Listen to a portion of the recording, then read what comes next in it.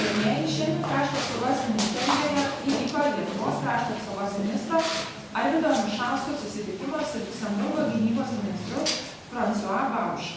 Pradedama spaudos konferencija skirta ministrų susitikimui pristatyti.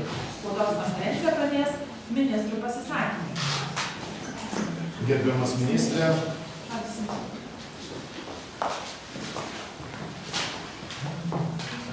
NATO prieš 5 metus priėmė labai svarbų ir savalaikį sprendimą įsteigti priešakinės daugianacionalinės kovinės grupės Baltijos šalyse ir Lenkijoje. Rusijos tuo metu jau pradėto karo prieš Ukrainą akivaizdoje, tai buvo svarbus sprendimas, demonstruojantis NATO solidarumą, vienybę ir siunčiantis aiškų signalą potencialiam agresoriui. Dear Minister, 5 years ago, NATO made a very important and timely decision to establish EFP multinational battle groups in the Baltic states and Poland. In the face of Russia's then started war against Ukraine, it is particularly important to demonstrate NATO's solidarity, unity, and send a clear signal to the aggressor. Lietuva turi ypatingą privilegiją priimti tokius puikius ir atsidavusius Liuksemburgo karius F.P. batalione ir esame dėkingi už papildomus karius, kurie parodė, kad esant poreikiui pastiprinimas gali būti Lietuvoje dislokuotas operatyviai ir be abejo ir už tai, už visokeriopą Liuksemburgo pagalbą ir paramą Lietuvai esame labai dėkingi. Lithuania has a special privilege to receive such excellent and dedicated troops from Luxembourg as part of the FP battalion. We are grateful for the additional troops who have demonstrated that reinforcements can be deployed in Lithuania very promptly if necessary. We highly appreciate this as well as all other Luxembourg support for Lithuania. Lietuva iš savo pusės yra pasirengusi užtikrinti visas reikiamas Liuksemburgo ir kitų sąjungininkų buvimo Lietuvoje sąlygas, teikti priimančią šalies paramą, vystant ir plečiant infrastruktūrą, karinius poligonus. Lithuania on its side is prepared to ensure all the required conditions for the presence of Luxembourg and other allies in Lithuania to provide all the necessary host nation support, including the development and expansion of military infrastructure and military grounds. Bet Rusijos agresija prieš Ukrainą kardinaliai pakeitė regiono saugumo architektūrą ir tai turi būti lūžio taškas Rusijos keliamų grėsmių suvokime. Mes Rusiją matome kaip ilgalaikę saugumo grėsmę, kuri niekur nedings nepriklausomai nuo to, kaip pasibaigs karas Ukrainoje. Russia's aggression against Ukraine has dramatically changed the security architecture in the region. It should be a tipping point in the perception of threats posed by Russia. We see Russia as a long-term security threat, which will not disappear regardless of the result of the war in Ukraine. Todėl vien nacionalinių pastangų užtikrinant regiono saugumą nepakanka.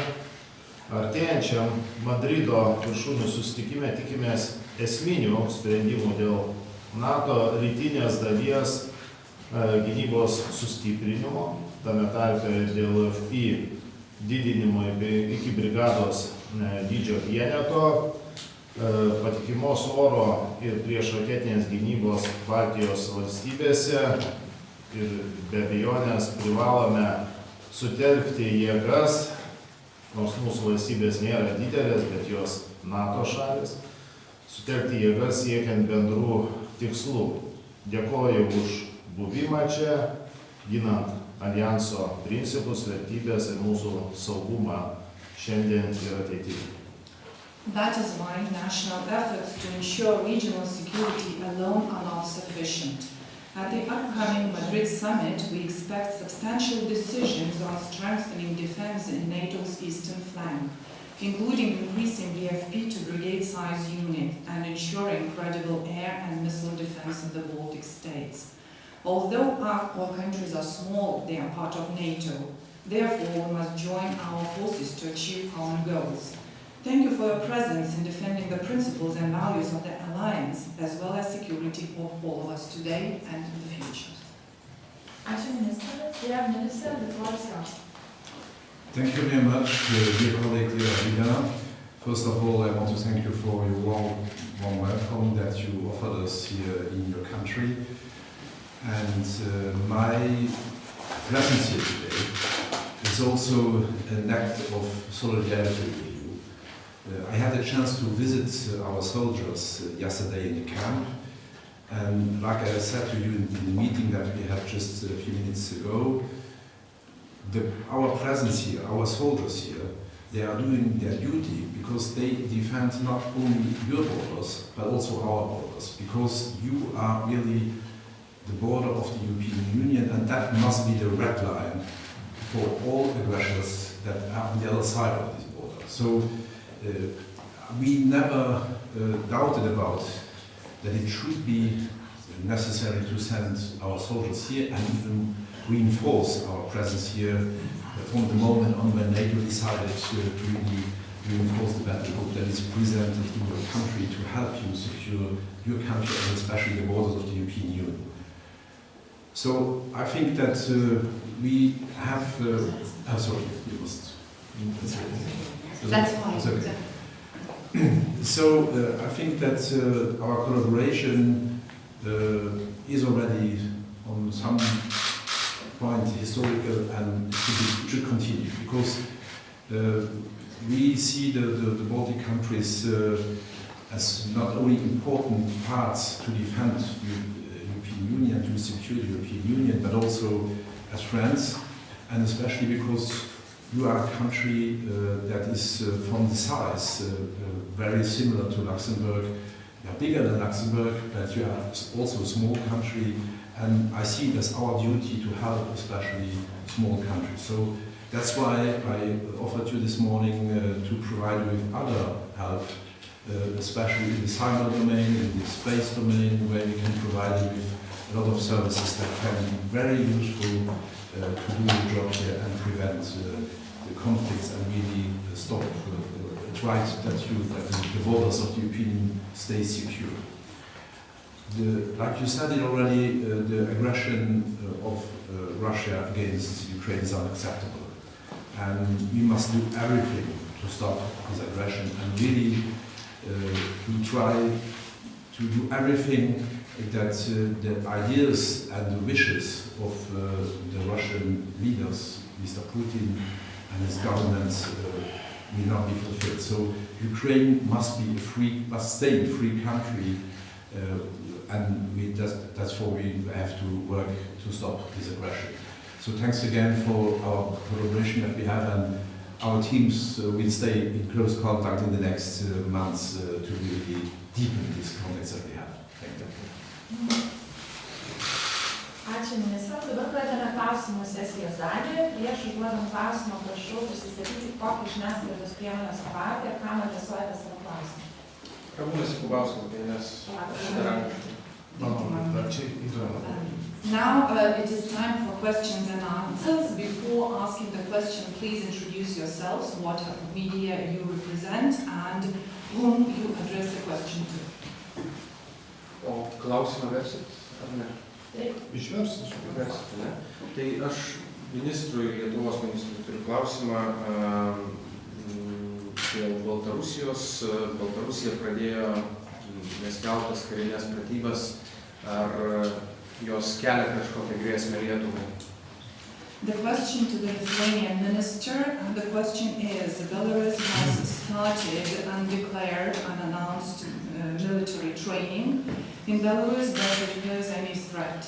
Na, aš turiu pasakyti, kad šiandien ir mes pradėjome pratybas, ko gero ne mažesnės, dalyvauja 3000 karių, tačiau iki tam tikro dydžio pratybos gali būti neskelbiamos.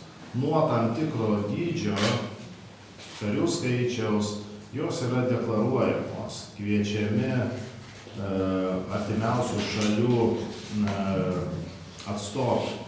Tai šiuo atveju aš dabar nepasakysiu, kokio tos pratybos dydžio, tačiau tiesioginės grėsmės Lietuvai jos nekelia.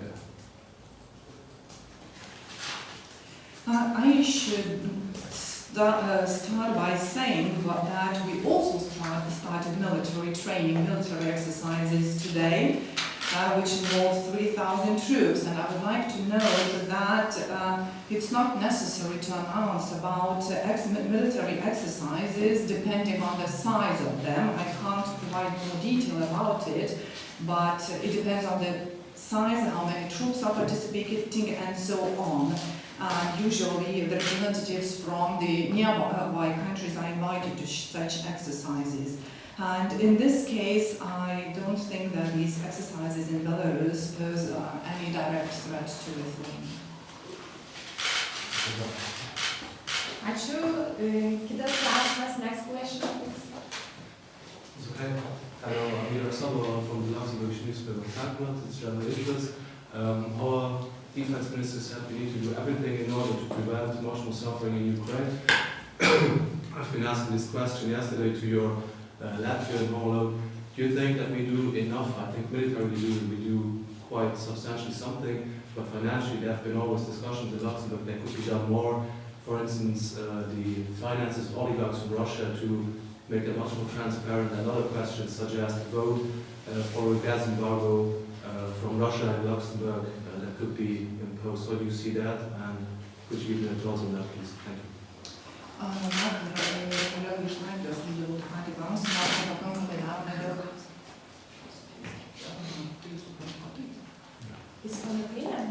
Both maybe, but could we start with you, sir? Pakankamai Ukrainai, kad kariniu požiūriu taip darome, bet galbūt finansiniu požiūriu reikėtų daryti daugiau sankcijų oligarchams ir taip toliau. Ir taip pat balsavimas dėl dujų embargo. Tai pasakysiu galbūt taip, ar pakankamai daroma. Šeštasis sankcijų paketas išspręs tikrai nemažai dalykų, dėl kurių mes gal turėjome tam tikro nepasitenkinimo, nes netiesiogiai Rusija tebebuvo finansuojama per energetinius resursus. Tačiau priėmus šeštą paketą per tam tikrą laiką to neliks. I should say that the sixth package of sanctions would resolve the issues which we were dissatisfied with previously. And we know that Russia was indirectly funded via energy sources, so the sixth package of sanctions should resolve the situation. Aš nežinau, ar oligarchams Liuksemburgas buvo patraukli valstybė, pavyzdžiui, įsigyti nekilnojamą turtą, bet aš manau, kiekviena šalis gali padaryti ir daro, ieškodama to oligarchų turto. Ta daro Didžioji Britanija, ta darė Prancūzija, Italija ir Lietuvoje mes tą darome.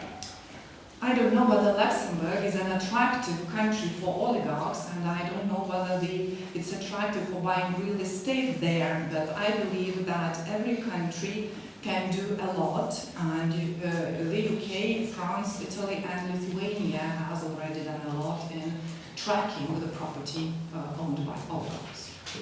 Maybe last one, if you know, should we do more? You have named the countries that I was thinking about too, that were quicker than us. Is that maybe a call for us to be quicker? Galbūt mes turėtume greičiau viską daryti, greičiau negu kitos šalys. Na, greičiau. Norisi visko greičiau, tačiau kiekviena šalis turėjo savo, ir tebeturi savo įstatymus, savo nuostatas. Na, pavyzdžiui, kai kurios šalys Rusijos oligarchams laisvai suteikdavo ne tik vizas, bet ir pasus gyventi tose šalyse nuolat. Tai aš manau, kad bent jau tas nuostatas dalis valstybių, tame tarpe ir Latvija, mūsų kaimynė, peržiūrėjo. Certainly we would like everything to be much faster, but different countries have different laws and different provisions embedded in these laws. As you may know, some countries even provided Russian oligarchs not only with visas but passports for permanent residence. And now some countries, including our neighbor Latvia, have been reviewing these provisions. If you allow me, I can maybe add something to this. I think it's very important that we have a common European approach in regarding the sanctions on everything what we are doing. I must say that if you look at the decisions that have been taken about the sixth package of sanctions now, I think it's a good package of sanctions, but I'm not so happy about, for example, that there have been made exceptions for one or two countries, for example, for Hungary. So Putin only fears the common approach, and having really a very strong common approach, and that's what we must always keep in our mind. Not one country in Europe will be strong enough to really apply the sanctions and apply measures against the regime. Thank you. Next question, please. Aš dar turėčiau klausimą apie tas pratybas Baltarusijoje. Ar jums žinoma, kiek ten karių dalyvauja, Baltarusių karių dalyvauja? Ar čia galima suprasti, kad labai mažai, nes tas skaičius neskaičiuojamas? Ne, turiu pasakyti, kad pratybų apimties mes nežinome, nes tai nėra deklaruota kaip nors. Tačiau, kaip minėjau, pačios pratybos tiesioginės grėsmės nekelia. Tiesiog noriu paaiškinti, kad suprastume. Tiesioginė... prašau. The question was about the number of troops involved in this Belarusian military exercises, which we touched upon earlier. And the answer from the minister is that the scope of this military exercise is not known to us. It has not been announced in any possible way, but I should note that it does not pose any direct threat to Lithuania. Tiesioginę grėsmę kelia, ką mes matom ir Ukrainos atveju, kuomet pajėgos dislokuojamos pasienyje ir ne tik dislokuojamos, bet ir papildomos amunicija. Ir ne tik amunicija, bet ir pritraukiami logistiniai daliniai. Ir ne tik logistiniai daliniai, bet ir kūro bazės steigiamas. Ir taip toliau, tai yra didžiulė veiksmų seka, iš kurios galima suprasti, kad ruošiamasi tiesioginė agresijai. Ir tai nėra pratybos. O kur... The direct threat is posed when the troops are deployed and built up at the border, and not only the troops but also ammunition, not only ammunition but also logistic units as well as fuel bases are deployed at the border.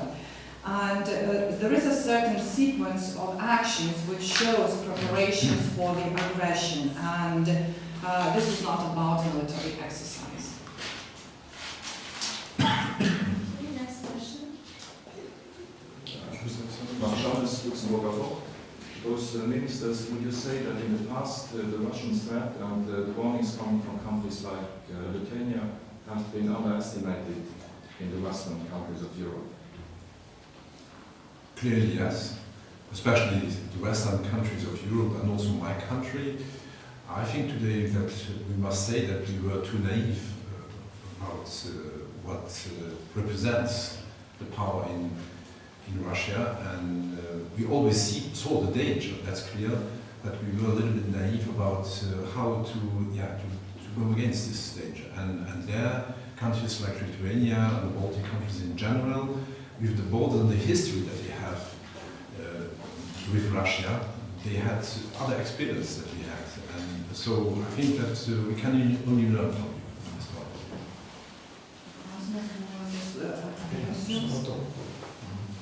Aš tai galbūt papildydamas pasakysiu, kad nepaisant kokio dydžio mūsų šalis yra, mes kaip NATO šalis dalyvaujame priimant sprendimus.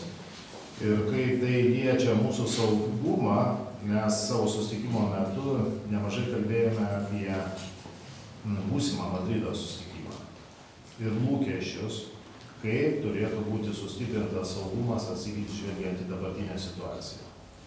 I just would like to add that although Luxembourg and Lithuania are small countries, we are part of NATO and we participate in the decision-making at NATO.